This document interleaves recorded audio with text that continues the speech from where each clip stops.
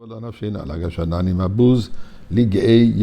chers amis, ensemble avec le chapitre 123 de Tehillim, que nous avons récité, qui est d'ailleurs le chapitre du Rabbi, et nous prions, nous donnons de la tzedaka, et nous prions à Kadosh Baruch Hu, que les otages, les soldats qui se donnent corps et âme, et corps entièrement, un dévouement, un sacrifice de soi absolu, tout cela pour nous protéger nos chers frères et sœurs en Eretz Israël, que nous voyons que les miracles n'arrêtent pas de se produire. Et nous prions à Kadosh Baruch Hu de leur réussite, et surtout qu'on n'a pas besoin de cette réussite. Kadosh Baruch Hu.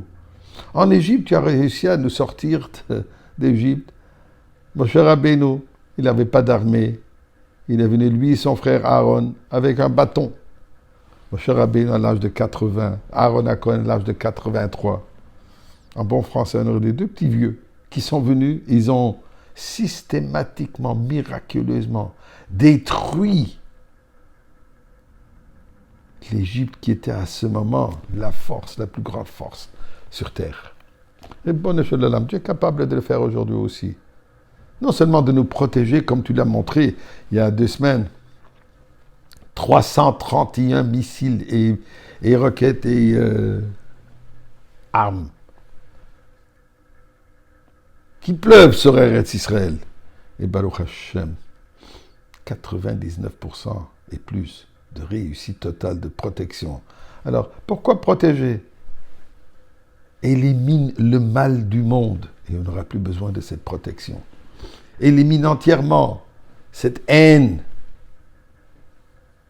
cette injustice, cet Amalek, cette clipa, cette impureté qui existe dans le monde, toutes sortes de couleurs, toutes sortes de variations. Ceux qui se présentent comme nos ennemis et ceux qui se présentent comme nos amis. Nous prions à Kadosh Baruch Hu, cette fête de Pessah.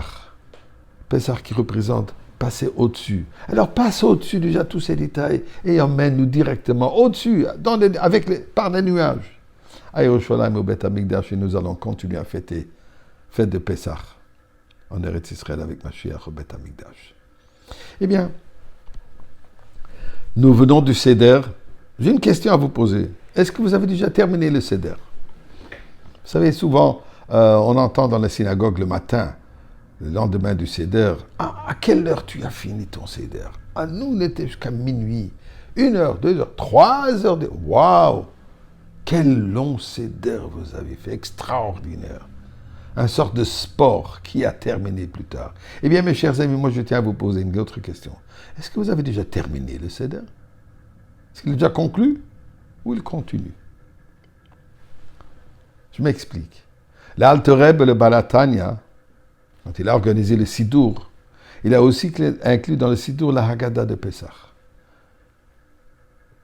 Plusieurs ont la coutume de conclure le Seder en disant Chassal Sidur Pesach ki hilchato. Nous avons conclu l'ordre du Seder comme il se doit et nous faisons une prière qu'on puisse continuer à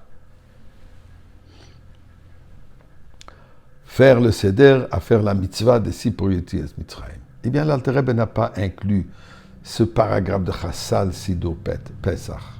Et il explique, puisque le Seder de Pesach, on n'a pas conclu, ne se termine pas. C'est une expérience que nous devons vivre à l'année longue. Cette liberté que nous essayons cette expérience de liberté, cette liberté que nous voulons vivre, ne s'acquiert pas avec un petit clin d'œil. Personne sort de la prison et il est devenu libre. Peut-être libéré des murs de la prison, mais la mentalité de prison, la mentalité de prisonnier reste avec la personne. Et ça prend beaucoup d'efforts de s'en sortir. L'expérience de Seder est quelque chose que nous vivons avec à l'année longue. Alors ma question, est-ce que vous avez terminé le Seder? Et là, je vais vous poser une petite question et je voudrais que vous me répondez cette fois-ci. On parle des 4 fils. Le Chacham, l'intelligent, pose la question quels sont tous ces mitzvot que vous faites? On lui dit, et toi, donne-lui les réponses jusqu'au dernier détail. Et on commence à lui raconter, on était des esclaves, Dieu nous a libérés, on est venu au mont Sinaï, on a reçu la Torah. Qu'est-ce que c'est comme Chacham? Il ne connaît pas les lois de Pessah, il ne sait pas qu'on est sorti d'Égypte, il ne sait pas qu'on a reçu la Torah, et on l'appelle le Chacham, l'intelligent. C'est quoi son intelligence? Eh bien, mes chers amis, aujourd'hui, au lieu de vous donner la réponse, donnez-moi la réponse. Vous pouvez m'écrire sur mon adresse courriel zushe@mashiach.ca, ZUSHE @